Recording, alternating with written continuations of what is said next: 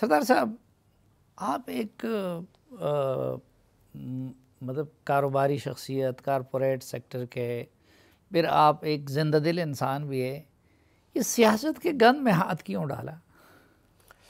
देखिए, बुनियादी तौर पे मैं चूँकि पंजाब में जब गया था तो मेरे को अपनी मर्ज़ी से नहीं गया था, मेरी बहुत हद तक ख्वाहिश और चाह कि मेरी वफाक में अगर ये, चूँकि जो मैंने पंजाब में 2018 में being a care taker minister, Punjab के अंदर 3 वजारतें जो इस पंजाब के सिस्टम को समझते हैं, मैंने तो एक की ख्वाहिश की थी कि मैं पहले पंजाब जाने को तैयार नहीं था। मुझे बहुत कहा गया कि जी, चूँकि इलेक्शन होना था और बेसिकली एक तो वो केयर टेकर वाला है ना, एक आपका रोल होता है कि आप किस तरह कर सकते हैं।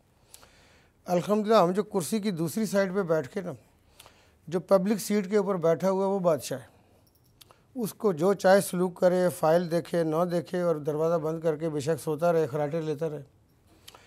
तो जब हम सीट की दूसरी तरफ बैठ के सफ़र करते हैं, इन इदारों के मामलात देखते हैं तो बहुत सारी पेचीदगियाँ पैदा होती हैं। अब पंजाब में जो मेरी कंट्रीब्यूशन थी वो देखने के बाद पीटीआई ने, खान साहब के साथ मेरी वाकफियत थी बहुत पुरानी। खान साहब हमारे पास सऊदी अरबिया में 1996 में गए थे। पीटीआई में पैसा कितना लगाया, क्योंकि आप तो दिल के बड़े सखी हैं? नहीं, उसमें देखें दुनिया सारी में पार्टियाँ जो है कि जो पैसे उनको लोग डोनेट करते हैं, मतलब है देखें ऑफिशियली पैसा देना, किसी पार्टी को कंट्रीब्यूट करना, और सारी वेस्टर्न वर्ल्ड के अंदर देखें हमारी जमहूरियत में और उनकी जमहूरियत में कुछ कबातें हैं।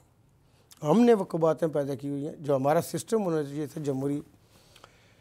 अब ये देखें कि अगर एक आपने पार्टी चलानी है, जलसा करना है, जुलूस करना है, तो उसको पार्टी को पैसे चाहिए होंगे।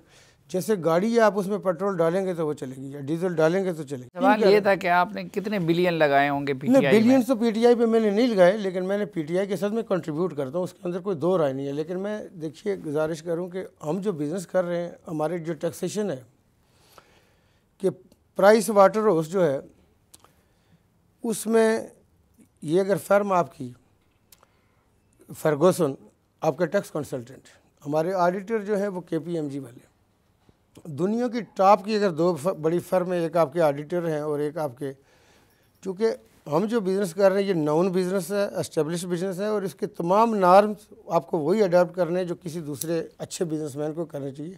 और ये वर्ल्ड वाइड कंपनियाँ जो ऑपरेट करती हैं वो आपके लिए वो नहीं नोट के लिख के दे देंगे कि जी, उनकी अपनी क्रेडिबिलिटी होती है। मैं ये समझता हूँ कि हम अगर लेजिटिमेट बिज़नेस करने के बाद एक आदमी के पास जो पैसे हैं और जो टैक्स भी हम अरबों रुपये में टैक्स देते हैं, हम वो तस्वराती जो लोग सेल टैक्स और वो गिनवा रहे थे, हम उसको कभी नहीं काउंट करते।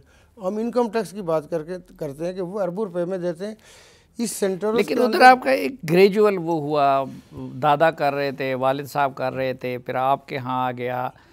यहाँ सियासत में आप आ गए और छा गए, और फिर जो है वहाँ पे आज़ाद कश्मीर में एक नियाज़ी का तख्ता उल्टा दिया और आप वज़ीर आज़म बन गए।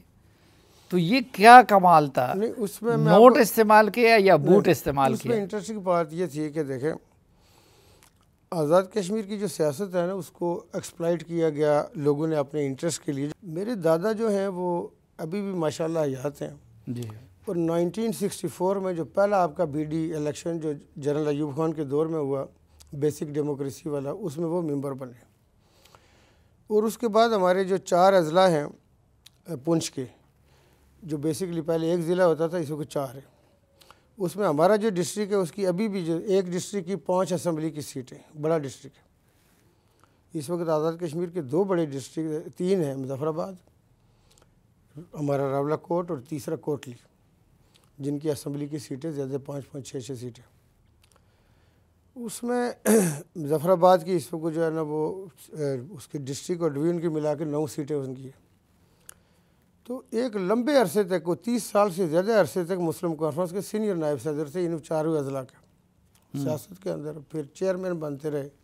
उन्होंने एक अपनी भरपूर लाइफ गुजारी, मुस्लिम कॉन्फ्रेंस की सियासत करते रहे, और वो आज भी उधर ही कमिटेड है। वो उन्होंने हमें नहीं रोका। लेकिन मैं आपकी ये बताऊँ कि जो फैमिलियों को नज़रिया रखती है ना कमिटमेंट, तो उनको एक उनकी बांजी ने मजाक की मेरे हवाले से कि वो पीटीआई में फलाना उधर है, तो आप किधर? उन्होंने कहा मैं जिधर था उधर ही हूँ। तो उन्होंने कहा जी वोट, तो उन्होंने कहा वोट इनको दें जो अब सियासत कर रहे हैं प्रैक्टिकल। अच्छा। लेकिन मैंने कोई जमात नहीं छोड़ी। ये एक वो सच्चाई और खरापन है कि आप उस अपनी बात को रिपीट करें कि जी आप कहाँ पे हैं, आपका नज़रिया क्या। इस हवाले से मैं ये समझता हूँ कि जो दूसरा ये था कि ये मैं क़य्यूम नियाज़ी का तख्ता कैसे उल्टा आपने? मैं उससे पहले आपको बता दूं कि मेरे सक्के चाचा जो थे वो असम्बली के मेंबर थे, हमने उनको पीटीआई में शामिल कराया। जो हमारा जहाँ पे घर है भाई, उस हल्के से अभी पीटीआई ने उनको टिकट दिया हुआ था और वो अनफॉर्चुनेटली टिकट उनको मिला हुआ था। उसके बाद उनकी गाड़ी दरिया जेलम में गई और वो शहीद हो गए। ये जो अहमद के वालिद साहब, इनके इसके वाले साहब थे, ये उनका दूसरे नंबर का बच्चा। तो सियासत के अंदर तो फैमिली थी, किसी न किसी फॉर्म में वो सियासत के अंदर उसकी इन्वॉल्वमेंट थी। लेकिन मेरा जहाँ तक तल्लक है, अगर मुझे कोई आज़ाद कश्मीर की सियासत का कहता था तो मुझे बहुत बुरा लगता था। मैं बिल्कुल कभी तसव्वुर में भी नहीं था। मैं अभी भी कई दफ़ा तनाई में बैठ के सोचता हूँ कि ये कैसे हो गया, क्योंकि मैं आज़ाद कश्मीर 4-4 सालों तक नहीं गया। मैं आज़ाद कश्मीर की जो एक बड़ी लीडरशिप है ना, जो नाउन होती है, उनके किसी को मिला होगा, किसी का नाम सुना होगा।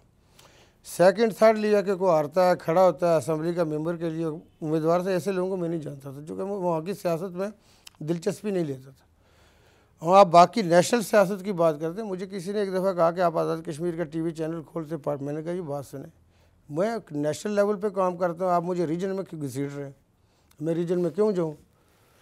तो उसके लिए ये है कि ये कुदरत की तरफ से ऐसा माहौल बनना था, जो कि जो जीबी के इलेक्शन हुए उसमें हमारी कोई सूरत नहीं। लेकिन आम मार्केट में ये अफवाह है कि जी बड़ी जो है ना, एक तो सेंटोरस में बहुत सारे पीटीआई के लीडरों के फ्लैट्स भी हमने देखे और वो इल्ज़ाम लगाते हैं कि जी अली अमीन गंडापुर और ये सारे लोग जो है आपके लिए लॉबिंग कर रहे थे। तो इसमें मैं आपको इंटरेस्टिंगली आपको एक चीज़ बताऊं कि सेंटोरस में मेरे जो नॉलेज में है कि जिसके अपार्टमेंट है, जो मेरी नॉलेज में है, वो है आज़म स्वाति साहब का। और आज़म स्वाति साहब को ये फ्लैट लिए हुए 12-14 साल हो गए। हाँ, वो तो खुद करोड़पति है, अमेरिका से। वो अमेरिका से वो आए थे, एक शरीफ व नफ्स आदमी है। हम भी ओवरसीज़ हैं, वो भी ओवरसीज़ हैं। जो फ्लैट्स हैं वो तमाम पार्टियों के लोगों के हैं और शायद ज़्यादा हैं। इस वक्त जब ये डिस्टर्ब हुए, हमारी गवर्नमेंट पहले ख़त्म हो गई, तो तमाम वज़रा ने, पीटीआई के वज़रा में से एक आध को छोड़ के, उसने काफ़ी दिनों तक घर रखा, पता नहीं अभी भी रखा हुआ है या छोड़ दिया। मैं सच्ची बात करूँगा कि अपने अपने मिजाज की बात है। बाकी पीटीआई के लोगों ने पहले घर खाली कर दिया। पीटीआई के लोग इस वक्त तकरीबन 10, 12 या 15 रहते हैं, जो हमारे मिनिस्टर थे या सेनेटर थे। आपके पास भी किसी और मुल्क की सिटीजनशिप है? आपने ओवरसीज़ का कहा। इसमें देखें ना, मैं जिस चीज़ पर जो हमारे लोग सिटीजनशिप ले चुके हैं, हमारे अंडर काम करने वाले यहाँ पे भी, सऊदी अरबिया में हमारे पास 25,000 लोग काम कर रहे हैं। 25,000 में से 10,000 से ज़्यादा पाकिस्तानी है। और ये जो पाकिस्तानी है, ये साल का 6 से 7 अरब रेमिटेंस भेजते हैं।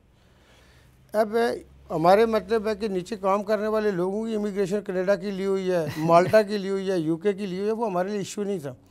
और स्पेशली जो कैरेबियन आइलैंड है, वो तो आपको 3 लाख $3.5 लाख में पूरी फैमिली के पासपोर्ट। नहीं सरदार साहब, मुझे वो बुनियादी, लेकिन मैं आज भी उसी ग्रीन पास